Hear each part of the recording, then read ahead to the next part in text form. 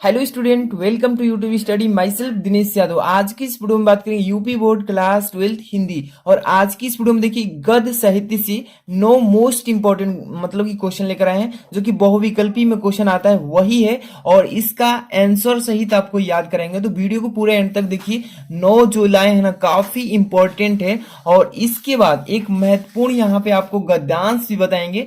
देखिए गद्यांश जो बताने वाला हूं ना, बोर्ड एग्जाम में ये क्वेश्चन देखने को मिलेगा, और इसको कैसे सॉल्व करना है पेपर में, एक एक चीज इसमें आपको समझाएंगे। और देखिए कैसे इसका आंसर रिप्रेजेंट करना है बोर्ड एग्जाम की कॉपी में। आज की इस वीडियो को पूरे एंड तक देखिए, और इसका वीडियो को अगर लाइक नहीं किया तो लाइक कर दीजिए। अगर आप इस चैनल पे नए हैं, ऐसे ही मोस्ट इंपॉर्टेंट ऑल सब्जेक्ट की तैयारी करना चाहते हैं, चैनल को तुरंत सब्सक्राइब करके बेल आइकन हिट कर लीजिए। चलिए स्टार्ट करते हैं। और एक चीज, जितने भी बच्चे अभी नए हैं मेरे चैनल पर, दूसरा चैनल मेरा है, डिस्क्रिप्शन चेक कर लीजिए जाकर के, और यहाँ पे सब्सक्राइब करके प्लीज हेल्प कीजिएगा। चलिए देखते हैं। सबसे पहले नंबर यहाँ पे क्वेश्चन नंबर फर्स्ट क्या कह रहा है, क्लास 12th हिंदी के लिए बच्चों का। यहाँ पर छायावाद युग का समय है, और ये क्वेश्चन आपको पेपर में देखने को मिलेगा, लेकिन वहां पे 4 ऑप्शन अवेलेबल रहेगा, मतलब कि 4 ऑप्शन दिया रहेगा। अगर आपको क्वेश्चन का आंसर याद रहेगा तो डायरेक्ट आप टिक लगा सकते हैं, लेकिन यहाँ पर आपको याद है तो कमेंट बॉक्स में बता सकते हैं। तो छायावाद युग का समय कितने से कितने मतलब कि समय तक था। तो यहाँ पे मैं इसका आंसर भी लिखते चल रहा हूँ, यानी कि सन जो था 1900, देखिए 1919 से लेकर कितना, 1919 से लेकर 1938 ईस्वी तक था, ईस्वी तक था। तो ये चीजें आपको याद करके रखेंगे तो ही बिना ऑप्शन के भी आप लगा लेंगे, इजिली लगा लेंगे। ठीक है, तो छहवाद युग का समय काल कितना से कितना था, तो 1919 से लेके 1938 ईस्वी तक था। याद हो गया। इसके बाद अगला क्वेश्चन, पंत को ज्ञानपीठ पुरस्कार मिला है। ठीक है, पंत जी को ज्ञान पीठ पुरस्कार मिला है, कौन सा, वो यहाँ पे उसका नाम क्या है, मतलब कि बता देना है। तो वो है चिदम्बरा। क्या है, चिदम्बरा पर। ठीक है, यहाँ पर लिख दे रहा हूं, चिदम्बरा पर। ठीक है, तो ये चीजें आपको अच्छे से तैयार कर लेना है, जितने भी मैं बताते चल रहा हूँ। वीडियो को एक बार 2 बार जरूर देखिए पूरा याद करने के लिए। पंत जी को ज्ञानपीठ पुरस्कार कब मिला है, तो चिदम्बरा पर मिला है। इसके बाद अगला क्वेश्चन आप ध्यान से देखिए, थर्ड नंबर क्या बताया जा रहा है कि नई कविता का प्रारंभ माना जाता है, मतलब किस सन से।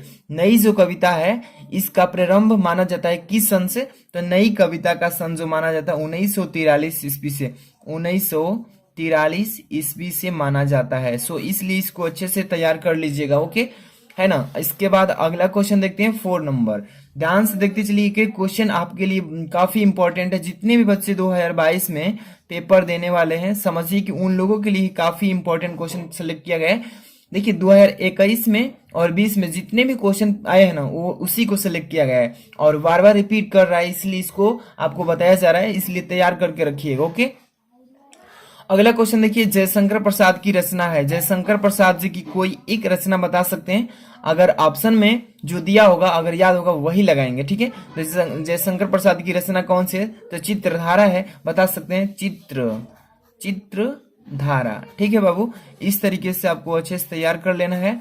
और आगे चलते हैं क्वेश्चन की तरफ, जो कि 5 नंबर। ठीक है, तार सप्तक का प्रकाशन वर्ष, ये तो सबको याद होगा, और ये बार बार पूछता है कि तार सप्तक का प्रकाशन वर्ष किस सन में हुआ था, तो याद होना चाहिए 1943 ईस्वी में हुआ था तार सप्तक का प्रकाशन वर्ष। ठीक है, प्रकाशन वर्ष कौन सा है तार सप्तक का, 1943। अच्छे से तैयार करके रखिएगा। इसके बाद अगला क्वेश्चन चलते हैं 6 नंबर। ध्यान से देखते चलिए कि क्वेश्चन को बारीकी से समझते चलिएगा। कश्मीर सुषमा, देखिए यहाँ पे क्वेश्चन काफी इंपॉर्टेंट है। कह रहा है कि कश्मीर सुषमा, ये सुषमा है। ठीक है, कश्मीर सुषमा के रचयिता कौन है, आपको ये बताना है। ठीक है, तो कश्मीर सुषमा का रचयिता श्रीधर पाठक जी हैं। क्या कौन है, तो यहाँ पे लिख देता हूं, श्रीधर पाठक, ये हो जाएंगे उसके रचयिता, श्रीधर पाठक। ठीक है, इसके बाद अगला क्वेश्चन देखिए, आपको ऑप्शन वाइज मिलेगा, लेकिन आपको यहाँ पे डायरेक्ट मैं क्वेश्चन पूछ रहा हूँ। वन लाइनर इसको बोलते हैं। वन लाइनर का मतलब एक लाइन में इसका प्रश्न होगा, उसका आंसर एक लाइन में देना होता है। ऑब्जेक्टिव के रूप में आएगा पेपर, लेकिन आपको क्वेश्चन का डायरेक्ट आंसर यहाँ पे बताया जा रहा है। ठीक है, भारत भारती के रचनाकार कौन है, भारत भारती के रचनाकार कौन है, तो मैथिली शरण गुप्त जी हैं। कौन है, मैथिली शरण गुप्त जी। इसको अच्छे से तैयार करके रखिएगा, क्योंकि पेपर में एक एक सब्जेक्ट आपके लिए इंपॉर्टेंट है। अगर एक सब्जेक्ट में आप थोड़ा सा नंबर कम लाते हैं तो इसका आपका एवरेज जो रैंक है वो कम हो जाएगा। इसलिए आपके लिए सभी विषय उतना ही इंपॉर्टेंट है जितना कि आप फोकस करते हैं एक विषय पे। सभी विषय पर फोकस कीजिए और समय ज्यादा से ज्यादा जिस पर आपका कमजोर है उस पर दीजिएगा। ओके, अब देखिए इसके बाद अगला क्वेश्चन यहाँ पे 8 नंबर क्या बोल रहा है कि नई कविता युग के कवि कौन है। नई कविता युग के कवि कौन कहलाते हैं, तो वो है भवानी प्रसाद मिश्र जी। देखिए क्या बोलेंगे, भवानी प्रसाद प्रसाद मिश्र जी। कौन है, मिश्र जी। ओके, अच्छे से तैयार करके रखिए, बोर्ड एग्जाम में ऐसा ही क्वेश्चन पूछेगा। अगला क्वेश्चन देखिए 9 नंबर क्या बोला जा रहा है इसमें कि सुमित्रा नंदन पंत की रचना है। सुमित्रा नंदन पंत जी की कौन सी रचना है, कोई एक ही बताइएगा, जो कि ऑप्शन में होगा वही बताइए, जो आपको याद है वही बताइएगा। सुमित्रा नंदन पंत की रचना कौन से, तो चिदम्बरा है, चिदम्बरा। ठीक है, ये आपका आंसर हो जाएगा। तो आज की इस वीडियो में देखिए गद्य साहित्य से 9 मोस्ट इंपोर्टेंट क्वेश्चन बताएं, वो कौन सा, जो कि 2021 में आए हैं और 2020 में आए हैं। इन्हीं क्वेश्चन को सम्मिलित किए थे। अगर इसको अच्छे से देख लेते हैं, इसका पीडीएफ चाहिए ना, तो वीडियो के डिस्क्रिप्शन में जाइए, टेलीग्राम का लिंक दिया हूं, डिस्क्रिप्शन चेक कीजिएगा, वहां पे सभी वीडियो का लिंक मिलेगा, जाकर के वहां पे अटैच होते रहिए। अब देखते हैं यहाँ पे गद्यांश, जो कि मोस्ट इंपॉर्टेंट गद्यांश है। इसको अच्छे से तैयार कर लेना है और यही पेपर में आपको अथवा के रूप में भी देखने को मिल सकता है, तो अच्छे से तैयार कर लीजिएगा। चलिए देखते हैं सबसे पहले गद्यांश को कैसे सॉल्व करना है, ये चीजें आपको समझना है। ठीक है, जन का प्रवाह अनंत होता है, ध्यान से पढ़िएगा गद्यांश, कि जन का प्रवाह अनंत होता है। देखिए सहस्त्रों वर्षों से भूमि के साथ राष्ट्रीय जन से देखिए तादात्म्य प्राप्त किया है। ठीक है, अब यहाँ पर जब तक सूर्य की रश्मियां नित्य प्रातः काल भुवन को अमृत से भर देती है, तब तक राष्ट्रीय जन का जीवन भी अमर है। ठीक है, इतना पढ़ ली। इसके बाद देखिए इतिहास के अनेक उतार चढ़ाव पार करने के बाद भी राष्ट्र निवासी जन नई उठती लहरों से आगे बढ़ने के लिए अजर अमर है। अब देखिए इसके बाद आगे पढ़ेंगे, जन का संततवाही जीवन नदी के प्रवाह की तरह होता है, जिसमें कर्म और श्रम के द्वारा उत्थान के अनेक घाटों का निर्माण करना होता है। तो जैसे ही आप गद्यांश पढ़ेंगे आपको मालूम चल जाएगा कि किस चैप्टर से ये गद्यांश लिया गया है और उस चैप्टर को कौन लिखे। अगर ये चीजें आपको 2 चीजें मालूम होता है, 2 नंबर फिक्स हो गया है। समझिए क्या कह रहा हूं, कि किस चैप्टर से लिया गया है, जन का प्रवाह, तो ये है आपका राष्ट्र का स्वरूप। और राष्ट्र का स्वरूप चैप्टर को कौन लिखे हैं, तो डॉक्टर वासुदेव शरण अग्रवाल जी लिखे हैं। तो ये चीजें आपको मालूम होना चाहिए गद्यांश पढ़ते ही। ठीक है, अब चलिए इसका आंसर क्वेश्चन किस टाइप से है पढ़ेंगे। पहले कि जन का प्रवाह किस तरह होता है, पहले इसका आंसर इसी में है गद्यांश में, जन का प्रवाह अनंत होता है। देखिए इतना छोटा सा आंसर हो गया इसका। आपको मैं बताऊंगा कि गद्यांश को कैसे हल करना है, अभी तुरंत बस अंत तक बने रहिए। देखिए सेकंड नंबर, पाठ के शीर्षक।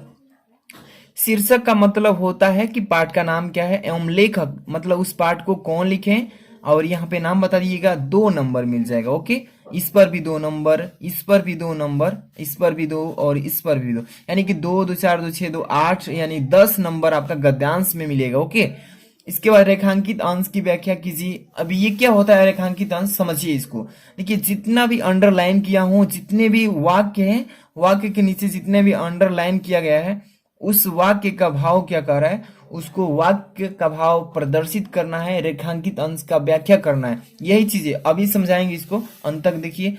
और यहाँ पर सूर्य की रश्मियों का क्या प्रभाव पड़ता है, इसी में है, देखिएगा पढ़े थे ना अभी तुरंत, जब सूर्य की रश्मियां नित्य प्रातः काल भुवन को अमृत से भर देती। अभी बताएंगे इसका आंसर कैसे करना है। संततवाही का आशय स्पष्ट कीजिए। संततवाही, देखिए संततवाही है ना, इसका मतलब क्या होता है इसको बताना है। तो चलिए सबसे पहले नंबर यहाँ पे इसका आंसर बताते हैं। तो देखिए यहाँ पे सबसे पहले पहला नंबर का आंसर लिखना है ना, तो यहाँ पे पहला नंबर का बता रहा हूँ। ठीक है, ध्यान से बस देखते रहिए। जन का प्रवाह किस तरह होता है, तो जन का प्रवाह अनंत होता है, बस हो गया आंसर। लिख देंगे कि जन का प्रवाह अनंत होता है। ठीक है, जन का प्रवाह क्या होता है, अनंत होता है। बस जिस टाइप से क्वेश्चन पूछेगा उसी टाइप से आंसर भी देना है, ध्यान में ये रखिएगा।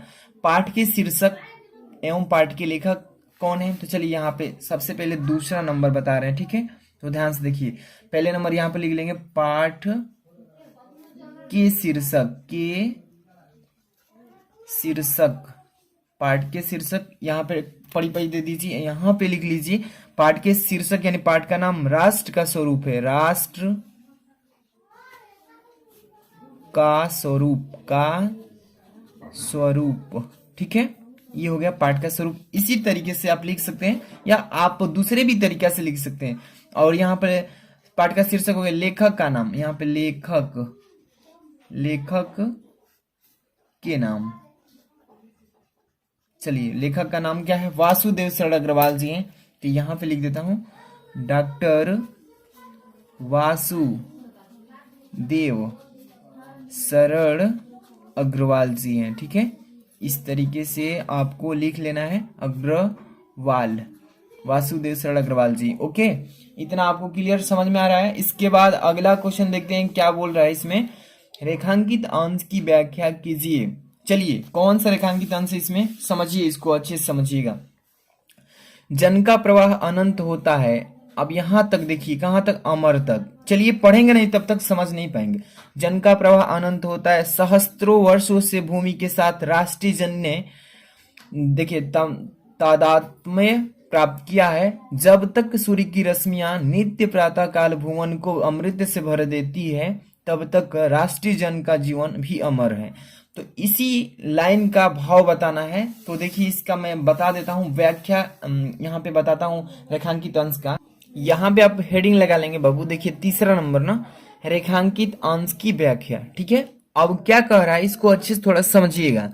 प्रत्येक राष्ट्र का इतिहास, जितने भी हमारा राष्ट्र है उसमें की बात कर रहे हैं, प्रत्येक की बात किया जा रहा है कि प्रत्येक राष्ट्र का इतिहास निरंतर बदलता रहता है, ध्यान में रखिएगा, निरंतर बदलता रहता है तथा उसमें अनेक उतार चढ़ाव आते रहते हैं, मतलब कि बढ़ता है घटता है, ठीक है। किंतु राष्ट्र के निवासियों की श्रृंखला निरंतर चलती रहती है, ठीक है। अब यहाँ पर देखिए, मनुष्य पीढ़ी दर पीढ़ी, मतलब कि अगली पीढ़ी फिर अगली पीढ़ी, वही बोल रहा है कि मनुष्य पीढ़ी दर पीढ़ी अपने राष्ट्र के साथ जुड़ा रहता है, अपने राष्ट्र के साथ क्या रहता है, जुड़ा रहता है। इसी का कारण देखिए, इसी कारण हजारों वर्षों से मनुष्य ने अपनी भूमि के साथ देखिए तादात्म्य स्थापित किया हुआ है, ठीक है, तथा विभिन्न दृष्टियों से एक रूपकता, यानी कि एक रूपता मतलब एक समान रूप से, ठीक है, एक रूपता बनाई हुई है, ठीक है। जब तक राष्ट्र रहेगा, मतलब जब तक हमारा राष्ट्र रहेगा और राष्ट्र की प्रगति होती रहेगी, तभी तक राष्ट्रीय जन का जीवन भी रहेगा। तो ये हमारा जो है इस गद्यांश का रेखांकित अंश जितने में है, इसका भाव को यहाँ पे व्याख्या के रूप में क्या कहे हैं, लिखे हैं और समझा भी दिए आपको। इसी तरीके से पेपर में भी आपको हेडिंग लगाकर टू द क्वेश्चन लिखना है। आगे बात करते हैं, अगला क्वेश्चन इसमें क्या बोल रहा है, यहाँ पर आपको ध्यान से देखना है 4 नंबर। ध्यान से देखिए 4 नंबर क्या बोल रहा है इसमें, कि सूर्य की रश्मियों का क्या प्रभाव पड़ता है। तो सूर्य की जो रश्मि है वो क्या प्रभाव पड़ता है, चलिए इसको भी लिख के मैं बता देता हूं। यानी कि 4 नंबर, देखिए 4 नंबर यहाँ पे लिख लेता हूं और इसका आंसर लिख देता हूं कि सूर्य की रश्मियां, यहाँ पे सबसे पहले लिखे सूर्य की रश्मियों के प्रभाव, सूर्य की रश्मियों के प्रभाव से, ठीक है, राष्ट्रीय, ठीक है, जन, यहाँ पे लिख लेते हैं जन, ठीक है। अब यहाँ पर का जीवन भी अमर है, ठीक है। इसका आंसर इसी में आपको दिखा देता हूं थोड़ा सा, देखिए राष्ट्रीय जन का जीवन भी अमर है, बहुत अच्छा सा, ऐसे ही आपको करना है। अगला क्वेश्चन देखिए, संतत वाहिका आशय स्पष्ट कीजिए। आशय क्या होता है, मतलब, इसका मतलब बताइए। यही है संततवाही। संततवाही का मतलब होता है सदा प्रवाहित या अस्थाई। चलिए इसका भी आंसर आपको लिख के बता देता हूँ, ध्यान से देखते रहिएगा। और कोई भी दिक्कत हो तो कमेंट में पूछ सकते हैं, उसका रिप्लाई मैं जरूर दूंगा। मेरा सेकंड चैनल जो है दूसरा नया वाला, उसको सब्सक्राइब कर लीजिए, डिस्क्रिप्शन में लिंक है उसका, ठीक है। 5 नंबर ध्यान से देखिए, यहाँ पे इसका आंसर क्या लिखेंगे, संततवाही का अर्थ। संततवाही का अर्थ है, अर्थ है, क्या है अर्थ, तो सदा प्रवाहित, सदा प्रवाहित, ठीक है, प्रवाहित, सदा प्रवाहित, ठीक है। ये आपको याद रखना है। तो देखिए इसमें जितने भी मैं क्वेश्चन बताया हूँ सभी इंपॉर्टेंट थे, ठीक है। ये जो था आप तो पढ़ ही लिए, इस 9 को अच्छे से तैयार कर लीजिएगा। और देखिए जो भी बच्चे अभी तक इंग्लिश का मॉडल पेपर 2022 का नहीं देखे हैं, उसका सोल्यूशन हम बना चुके हैं, 2 ग्रुप, एक ए वाला एक बी वाला, मतलब 2 सेक्शन को बना चुके हैं। और सी और डी का कल आ रहा है, तो वेट मत कीजिए, इसको शेयर कीजिए। जितने बच्चे शेयर करेंगे तो जल्द से जल्द उसका सोल्यूशन सीडी का हम बहुत जल्दी ला देंगे। और हाँ, जो भी बच्चे जिस सब्जेक्ट का वीडियो चाहते हैं कमेंट कीजिएगा, इसको लाइक करके शेयर कर दीजिए, चैनल को तुरंत सब्सक्राइब कीजिए, क्योंकि डेली आपको इंपॉर्टेंट वीडियो यहीं पे मिलेगा। मिलते हैं नेक्स्ट वीडियो में, थैंक्स फॉर वॉचिंग।